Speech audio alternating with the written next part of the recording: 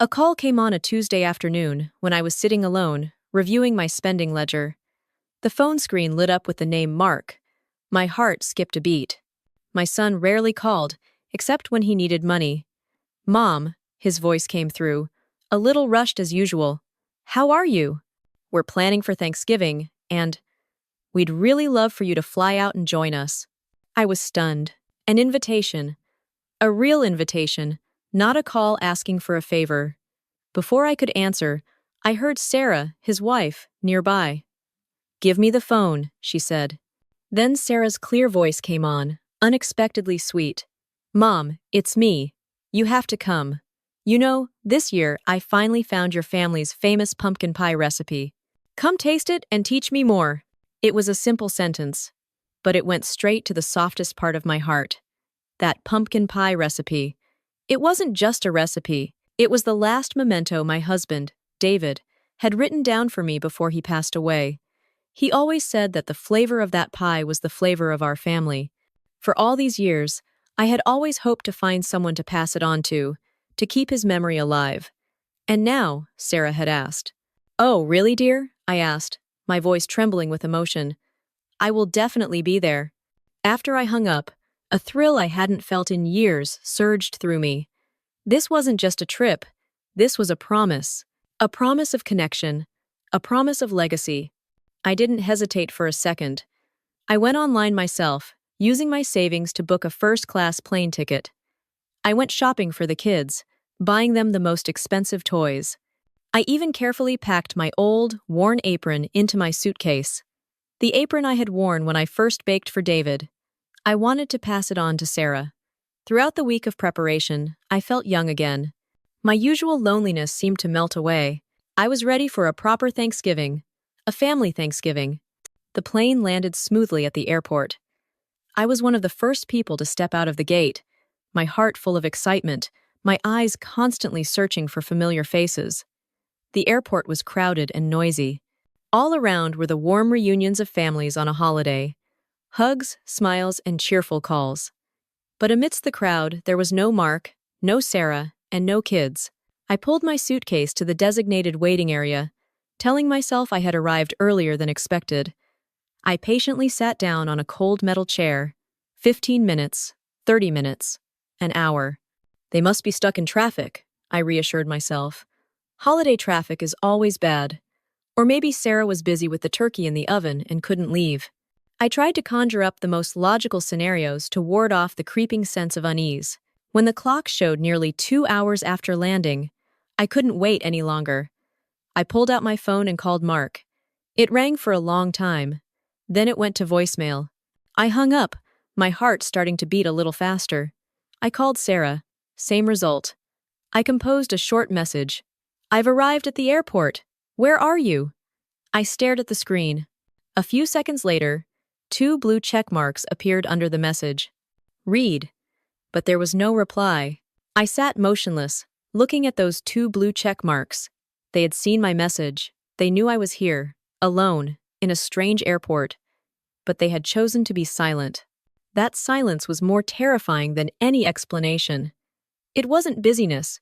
It wasn't an accident. It was a choice. The excitement I had built up all week began to shatter, giving way to a cold and empty feeling. The surrounding noise of the airport seemed to fade away, leaving only the deafening silence from the other end of the line. The silence from the phone became suffocating. To escape it, I unconsciously opened social media, hoping to find a small distraction. And then, I saw it. The first post on my feed, uploaded just a few minutes ago. It was a picture from Sarah. The photo showed a lavish banquet table. My son, Mark, stood at the head of the table, smiling brightly, a knife in his hand, ready to carve a golden turkey. The children were playing happily in the background. The whole family looked so happy. And on the table, in the center, was a delicious-looking pumpkin pie. But I recognized it immediately. It wasn't the pie made from my recipe. Its crust was too perfect, its decorative frosting too elaborate. My pie, David's pie, looked much more rustic. My fingers trembled as I read the caption under the photo. "A perfect Thanksgiving. Thank you for the wonderful pumpkin pie recipe from Sarah's mom." The whole family finally gets to taste a pie that's just right. Each word was like a knife twisting in my heart. Sarah's mom, just right.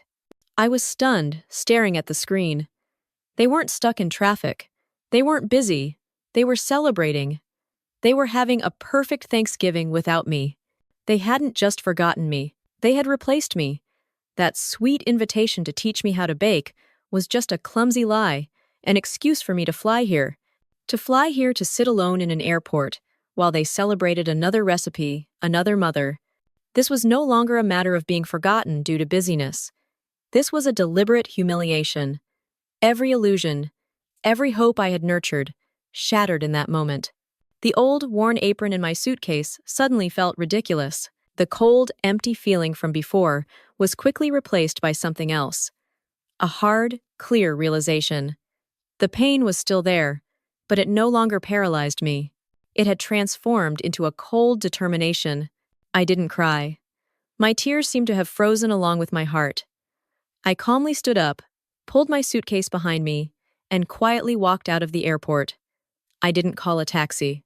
I just walked, letting the cold evening air hit my face, helping my mind become clearer than ever. I walked into a small diner by the side of the road, the kind of cozy family restaurant my husband and I used to love.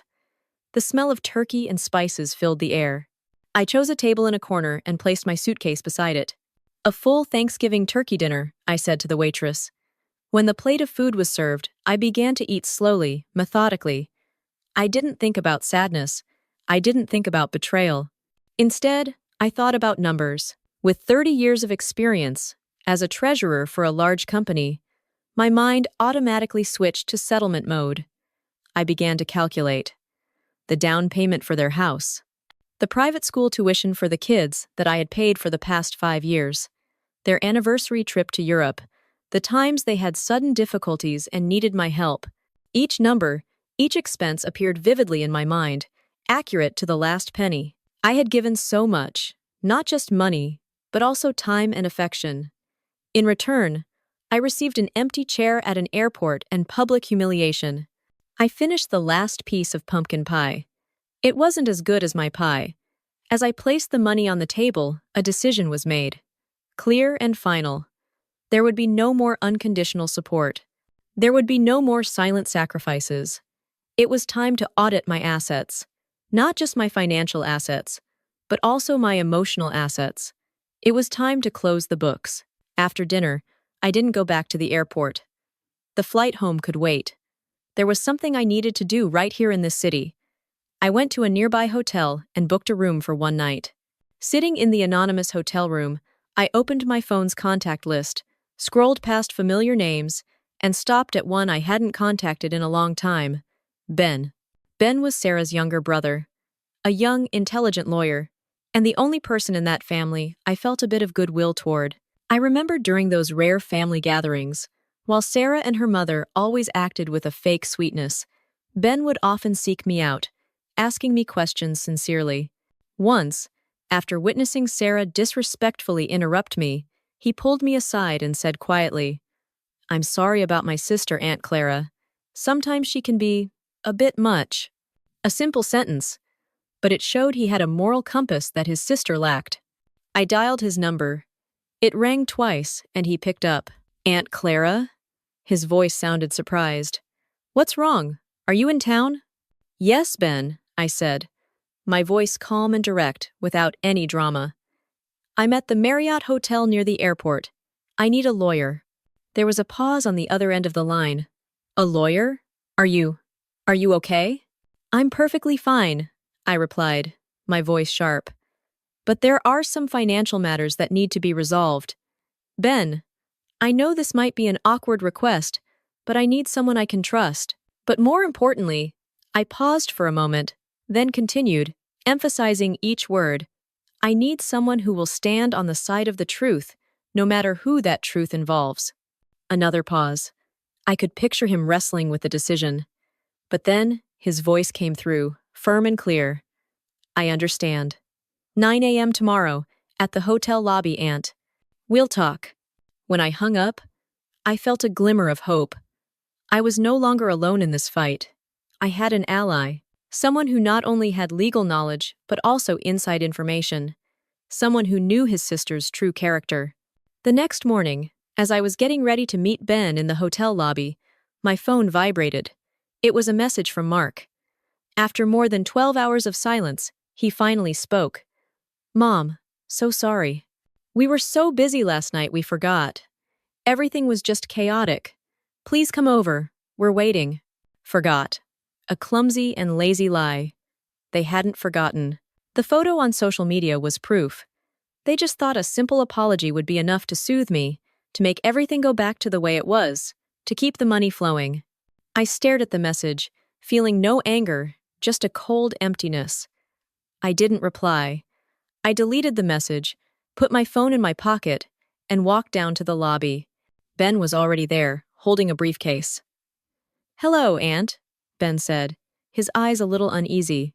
"Before we begin, I want to say again, I'm very sorry for what my sister did." "It's okay, Ben," I interrupted. "Today, we're not talking about feelings. We're talking about the law." Instead of going to his office, we went to the main branch of the bank where I had been a client for 40 years.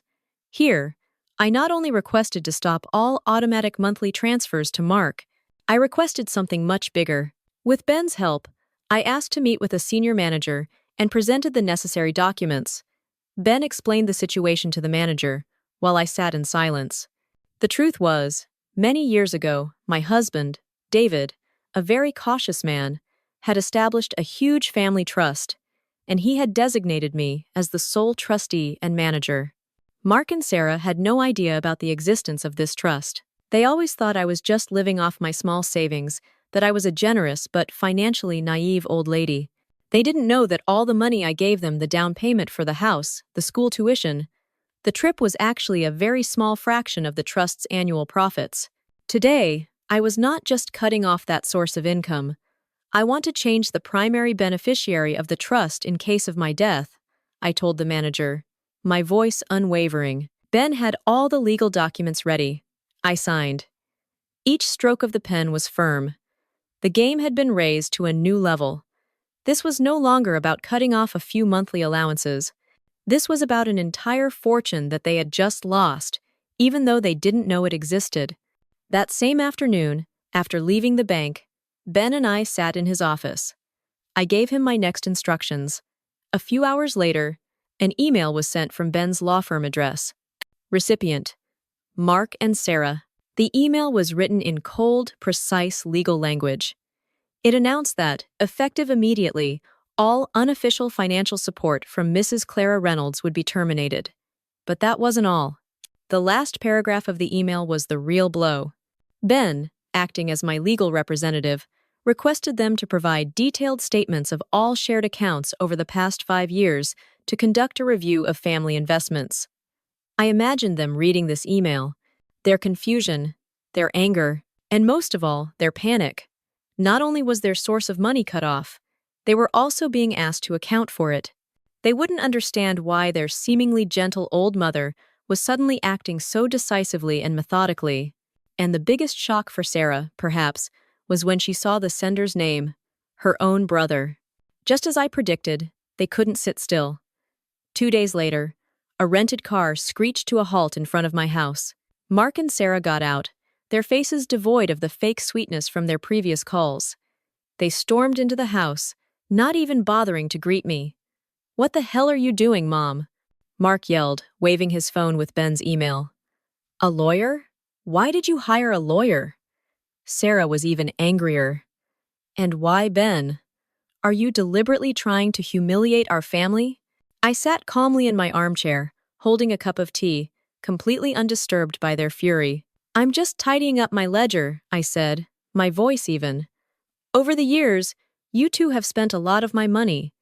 Now I have the right to know what that money was used for, don't I?" "It was money you gave us voluntarily," Sarah retorted, her voice shrill. "You gave it to us. It was a gift." I smiled faintly, a smile they had never seen before. "That's right.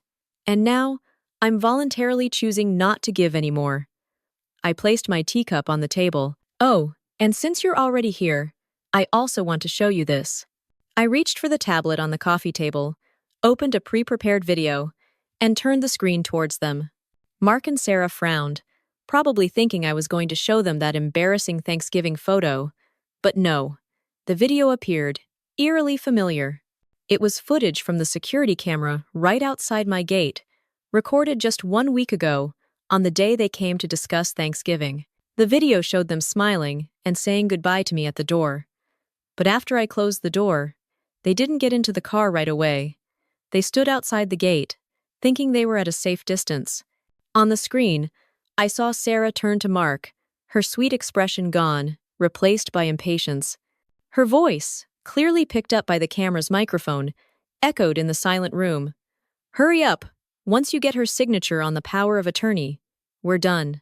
We won't have to listen to the old woman complain about her crusty old pumpkin pie recipe anymore." The video ended. All their excuses, all their anger, dissolved. The sweet invitation, the promise of the pumpkin pie. It was all part of a calculated plan to seize my assets. Their carelessness wasn't due to busyness, it was contempt. They were speechless. Color drained from both of their faces. Sarah's mouth hung open, unable to utter a single word. Mark sank into the chair opposite, his hands clutching his head. I looked at them, no longer angry, just deeply disappointed. "Your father, David," I began. My voice cold and final, was a very cautious man. He foresaw everything. I paused, letting the final truth sink in. "Your father's trust," I said, "will never belong to those who just wait for their parents to die. I've already changed the primary beneficiary." "Who is it?" Mark stammered, looking up, a final desperate glimmer of hope in his eyes.